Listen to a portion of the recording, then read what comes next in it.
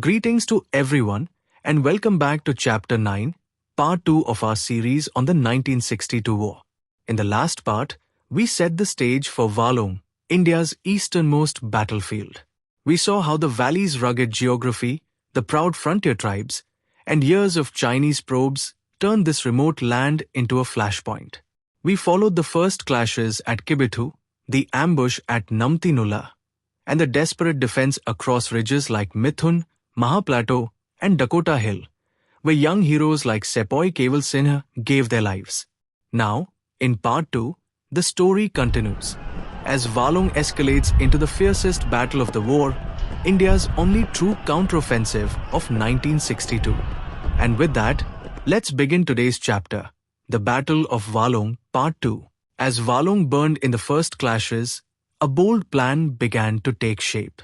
Major General Mohinder Pathania, commander of 2 Mountain Division, believed that only an aggressive counterattack could push the Chinese back across the border to Rima. His own brigadier, K.K. Singh, warned that the Chinese were reinforcing in strength. But in Delhi, General B.M. Kaul approved the gamble. The order was clear: Green Pimple and Yellow Pimple must be captured, and the deadline was symbolic.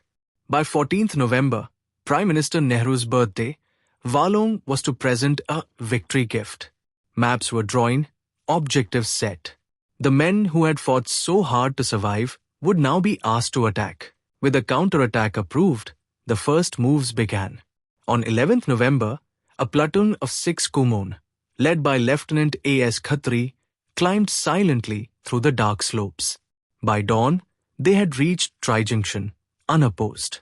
Soon, more men followed, scaling from 6,000 to nearly 13,000 feet, hauling weapons and supplies on their backs.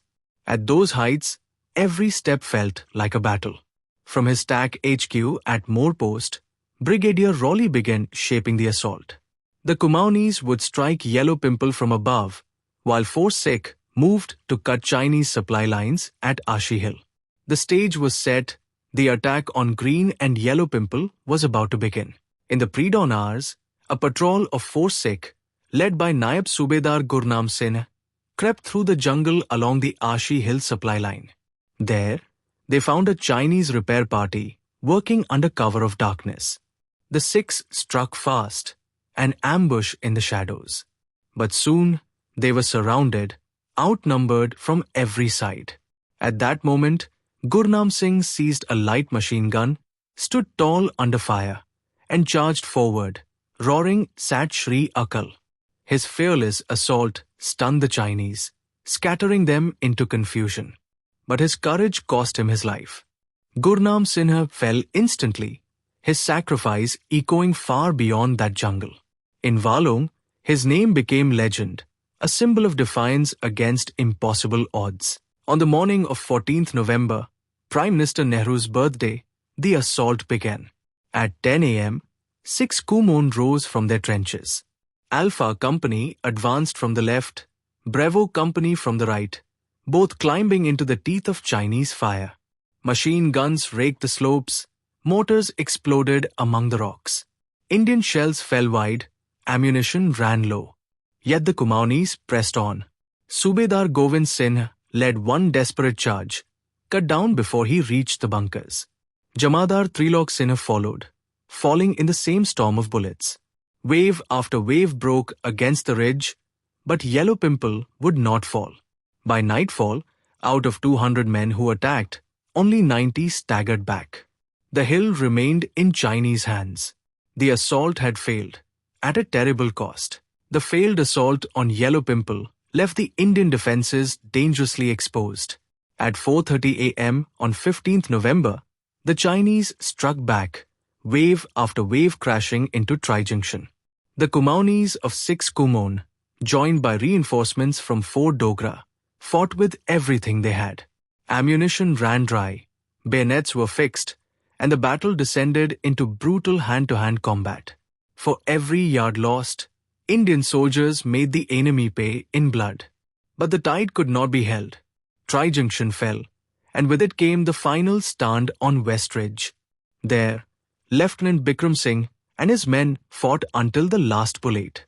Surrounded, he stood tall, firing into the massed Chinese before being cut down.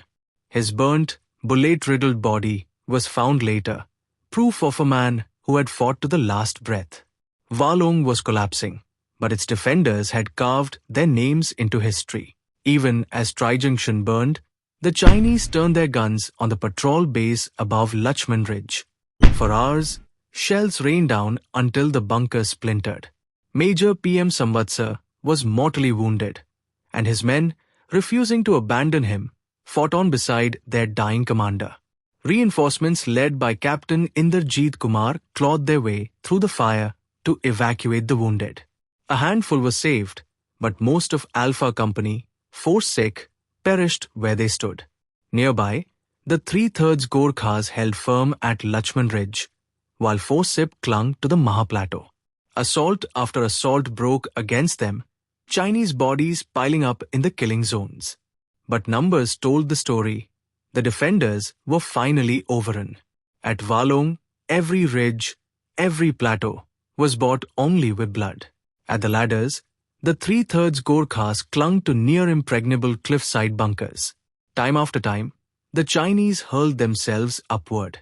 Mortars and 55mm Recolles guns pounded the cliffs, but the Gorkhas held firm, pouring fire down the slopes. Across the Lohit River, the fight was just as desperate. At High Plateau, Delta Company of 4 Sikh, led by Lieutenant Yograj Paltha, faced waves of Chinese soldiers forcing crossings in rubber boats. Paltha moved bunker to bunker, shouting encouragement, hurling grenades, firing his rifle until he was struck down. His death only steeled his men. They fought on until the last round, the last breath. By evening of 16th November, High Plateau was gone, but its defense had written another chapter of courage in Walong's bloody saga. By mid-November, Walong was collapsing. General Call's orders were vague, hold as long as possible, but fallback was quietly authorized. On 16th November, Brigadier Raleigh gave the signal, withdraw to the Yapak-Lohit junction. What followed was chaos. Units broke into scattered groups, retreating through jungle and cliffside trails. Many were ambushed, many captured, some simply vanished into the forests. For 6 Kumaon, the price was devastating: 118 killed, 113 wounded, and 172 taken prisoner. 4 Sikh lost 180 men, 3/3 Gorkhas were mauled beyond recognition, and 4 Dogra left over 100 dead, though they fought with unshakable courage till the very end. The withdrawal was not an escape, it was a trail of sacrifice.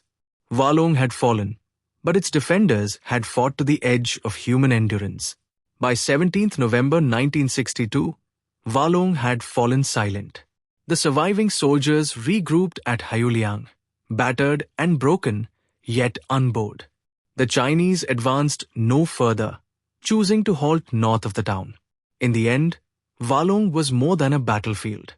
It became a symbol of unmatched courage, where Indian soldiers, outnumbered and outgunned, stood their ground to the last bullet, the last breath, in conditions no army should have endured.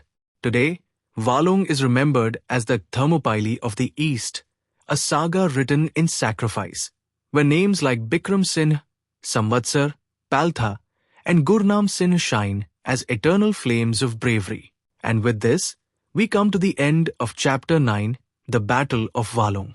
In Part 1, we traced Walong's rugged geography, its proud frontier tribes, and the first clashes at Kibithu, Namti Nulla, and Lachman Ridge.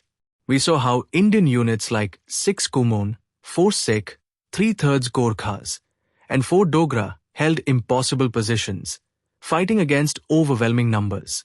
In Part 2, we followed the desperate counterattacks on Green and Yellow Pimple, the last stands at Trijunction, Maha Plateau, the ladders, and High Plateau, and finally, the chaotic withdrawal that left Walong etched forever in history as the Thermopylae of the East.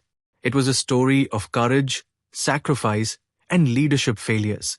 But above all, it was the story of soldiers who gave everything for their country.